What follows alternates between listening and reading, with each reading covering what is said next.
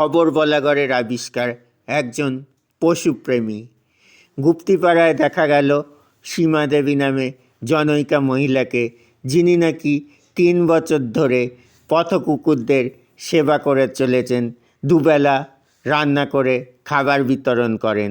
দেখুন সমীর ভরের একটি বিশেষ রিপোর্ট।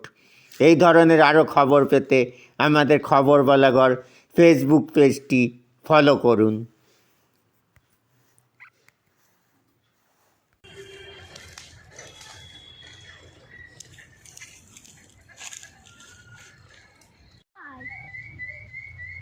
ওই ওদের দেখেছে, ওই যে ওদের দেখেছে, ওদের ভয়ে দেখেছে।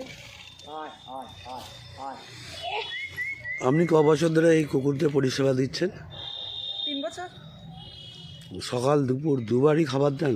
না, এদের তো খালি রাতে দিই, ছোট বাচ্চাদের দুপুরে দিই। যত স্ট্রিট কুকুর আছে সব কুকুরকেই দেন? এই যে সেই কম্পিউটার কলেজ থেকে গোসপাড়া অব্দি সব জায়গায়।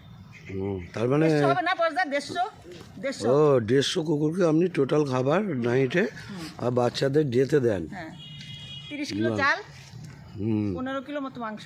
হুম। আচ্ছা, আপনার নামটা কি? সীমা জয়দার। আচ্ছা, খুব সুন্দর পরিষেবা। যাক, এই দেখো এদের ঘর করে দিলাম, ফাঁকা জায়গা ছিল ঠান্ডার মধ্যে। আচ্ছা আচ্ছা কালকে আচ্ছা সেই ঘরটা করে দিলাম থাকার মতো। আচ্ছা আচ্ছা, মানে পশু প্রেমিক বলা চলে আপনাকে। আপনি শুধু কুকুরের পরিষেবা দেন, অন্য কিছু? অন্য কিছু, বিড়াল আছে ঘরে। ও, বিড়াল। আচ্ছা, এবার কি বলতে, এদের এতগুলি না খাওয়া দাওয়া করতে আবার অন্য কিছু আর করা সম্ভব, ওদের ওষুধ খাওয়া দাওয়া যতটা পারি আর কি।